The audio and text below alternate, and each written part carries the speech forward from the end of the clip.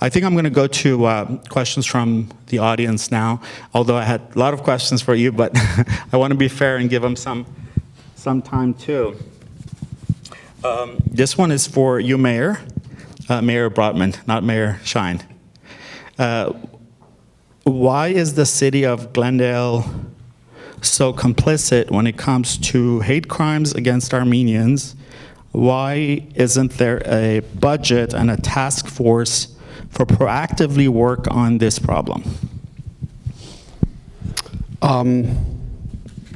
Sounds like one of those, why are you beating your wife? I don't know about being complicit. I think, look,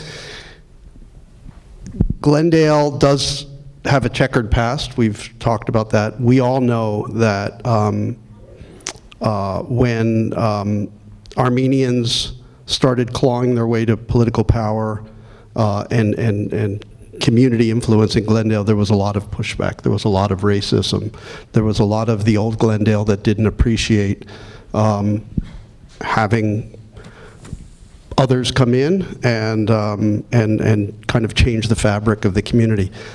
So we know all that. But when we look at today's Glendale, I mean, can you imagine Glendale today without the Armenian community? The Armenian American population is incredibly active politically, in civic organizations, contributes so much to this city. And I think really we are, despite the past and despite the things that still happen today, I don't want to downplay the tensions that still exist, but despite all that, I mean, we are really a highly functional, integrated community with multicultural community, and I think that's important to say. So I think we're in a good place. The question is, can we keep progressing, and can we make sure we don't slip back? But I think this person is making a good point.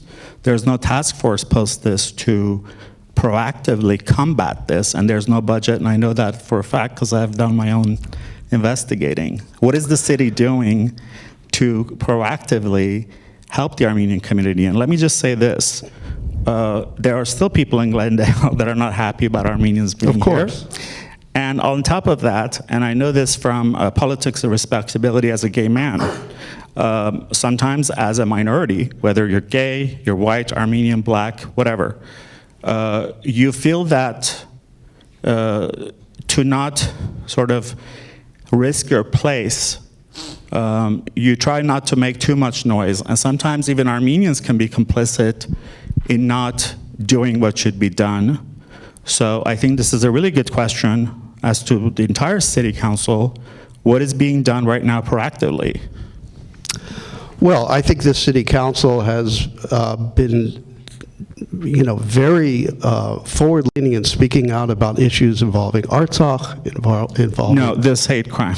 What's that? The flyers. This particular crime? What are we doing about this specifically? What are we doing to educate the public? What are we doing to integrate everything Robin is offering into the city, allocating a budget and a task force to get the city prepared for the next wave, if there's going to be the next wave?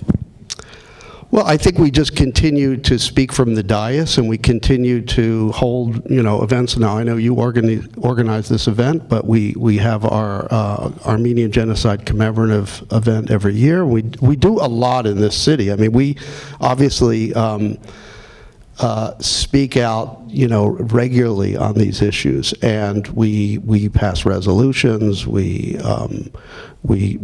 support. We have sister cities in Artsakh, and we do many things to show that we have the backs of our Armenian community here and Armenians around the world.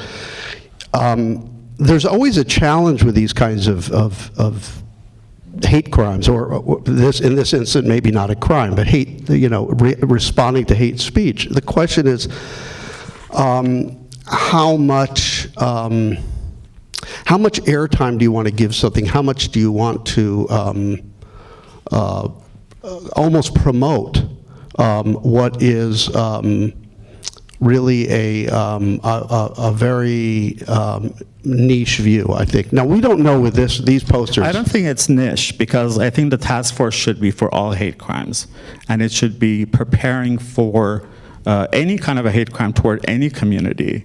It's not niche, and especially when you consider the sizable community, Armenian community in Glendale, you're talking about a massive group. Well, you were talking about this particular incident. Right. Yeah. I think that there should be a proactive way in dealing and reacting to this. I don't think Armenian genocide commemoration or Artsakh recognition do anything for that. That's great. I appreciate it, but I think this deserves its own program, its own task force, and its own budget. I hear you. Things like task force and budgets, and there are many ways to go at this. What I was trying to say, though, is we don't know, for instance, these flyers. We don't know, where this came from. We don't know if these were members of the community. I somehow doubt it. We don't know if these were. That's irrelevant. If these were. Well, it's not, because we don't know, for instance, if these are Azeri-related. Agitators. It's irrelevant where it comes from, who did it. That's police. That leaves to the police department and the DA's office, and they're handling that. What is relevant is what is the city doing, okay, to educate the 200,000 plus Glendale residents in proactively reporting hate, how to handle it, educating them. What is a task force? Where is the budget? I've talked to your colleagues.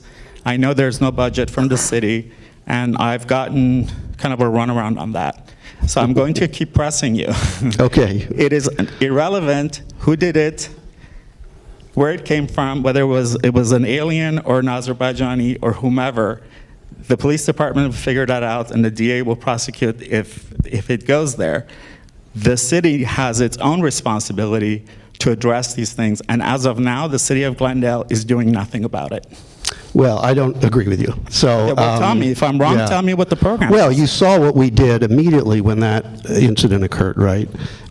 We have been extremely vocal about it. We've spoken from the dais about it, and we do regularly whenever these kinds of things occur.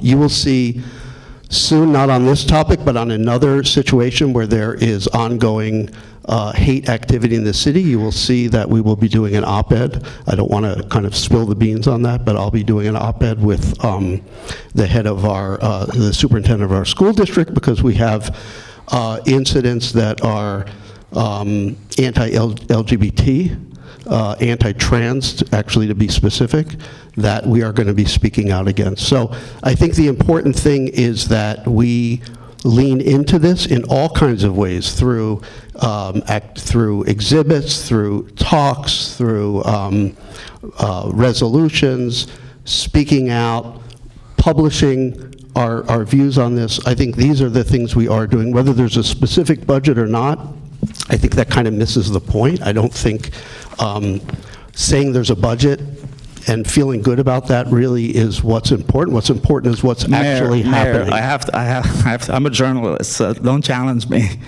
I have looked into this. The City of Glendale is doing absolutely nothing to proactively do something about this problem. I will tell you that.